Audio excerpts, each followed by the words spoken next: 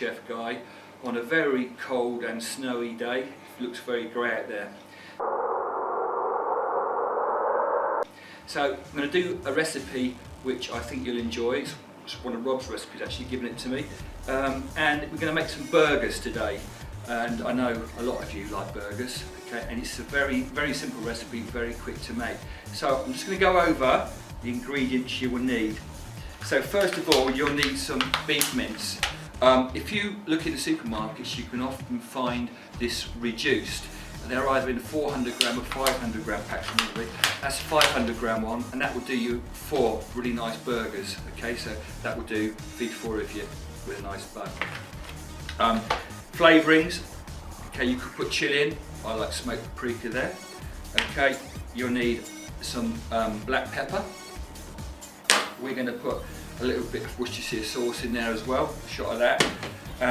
You will also need an egg, because you're going to actually, I'm going to show you how to do this. You're going to separate the yolk from the white, and you're going to put a yolk in there, and you will need, to finish off, a nice bun. These are actually nice, these are brioche buns. Okay, so other things you could put in there, as I said, if you want some chilli in there, you could put some chilli in. You could put some grated onion there if you want. Later on, in another series, I'll show you how to put a bit of cheese in there, which is really nice and it melts. But we'll keep it simple for the moment.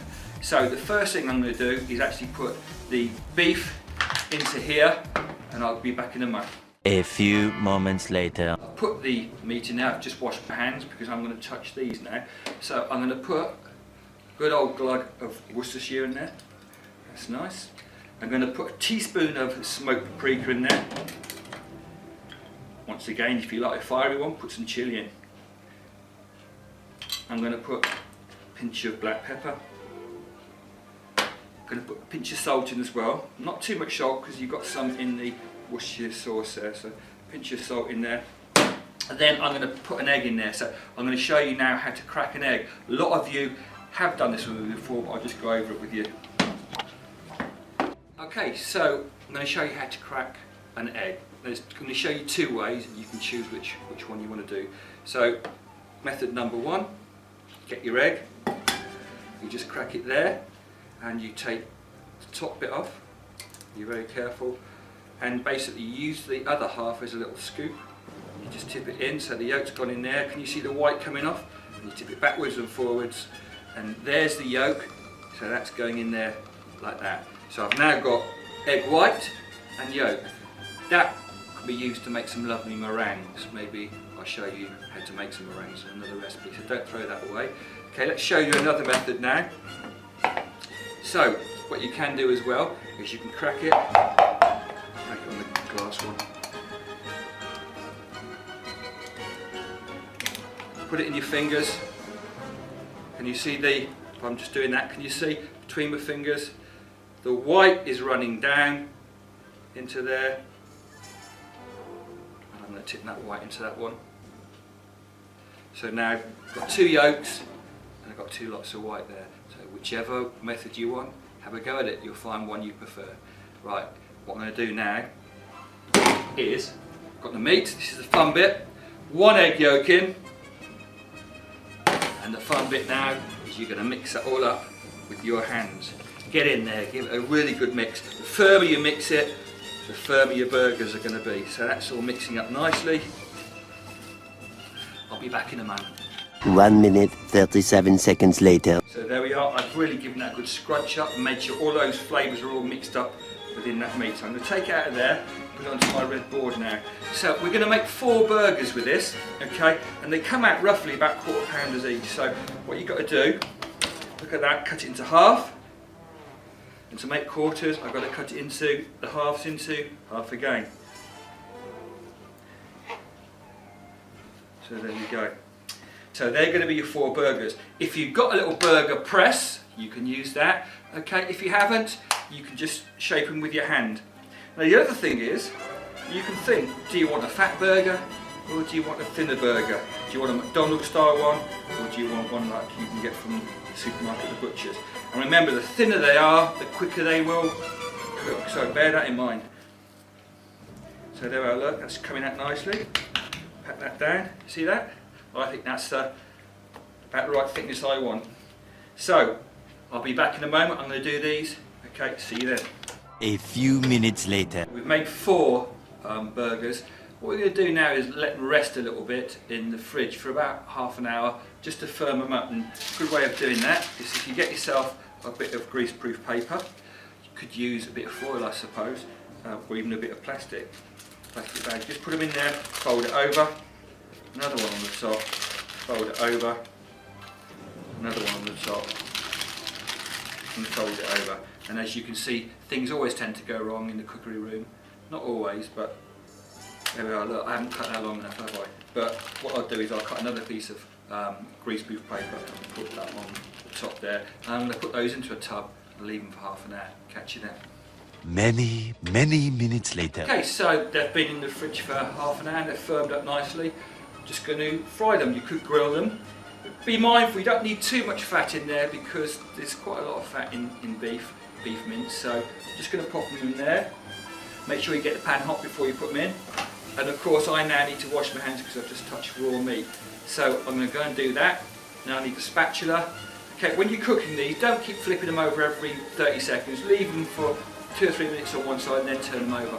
Catch you in a moment. They've been in there 5 or 6 minutes. I shall give them a turn now. I just need my magic spatula. Oh, there it is. Wonderful. Let's turn them over. They're looking nice. See you again in another 5 or 6 minutes. So, we've got 2 beef burgers here. I'm not going to use them for a bit. They can be frozen, remember, so they will actually come out individually because they've been wrapped round with the parchment paper. When you freeze things, okay, always put them in this is a proper freezer bag. Put what they are, how many, and the date on. You might think you'll remember, but if you tuck things away in your freezer after about a month, I can guarantee you'll just see a lump of frozen something. You think, what was that in there? So, yeah, do that. Open your bag up. When I can. Much later. So open the bag, that's good, isn't it? In they go. Just get the air out of there. Okay, and then what you do then, you can either tie that up, or I shall go and get one of those little ties that come with your freezer bag. Put it there, into the freezer. See you in a moment. Let me show you a little tip to do your burger buns. It's nice to have a little bit of a toaster on there. You could put them under the grill and do one side. If you've got a toaster, all you've got to do is put them on there. Okay, cut side down. Put it on the low setting, just push it down. Turn the toaster on first, always a good help. Push it down and leave them. And remember, everyone, when you're cutting your bread, okay, use a bread knife with the serrated teeth, okay? Right. We'll wait 1 minute and we'll see how they come out. 1 minute 37 seconds later. If you have a look, there we are. Nicely toasted burger buns. I'll go and get the burgers and put them in there in a moment. See you in a moment. Okay, so the burgers still cooking there.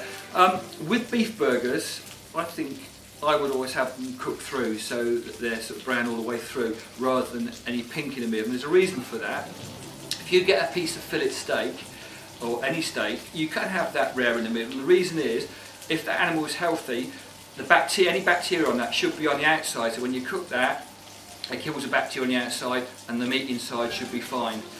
With the beef burger, if you think what's happening, they're taking cuts of meat and they're mincing them. So any bacteria on the outside is actually going to be all through that mince. So I would cook a beef burger till it's cooked through really. So I'll check those in a moment. Let's have a look at some of the things you could put in your beef burgers.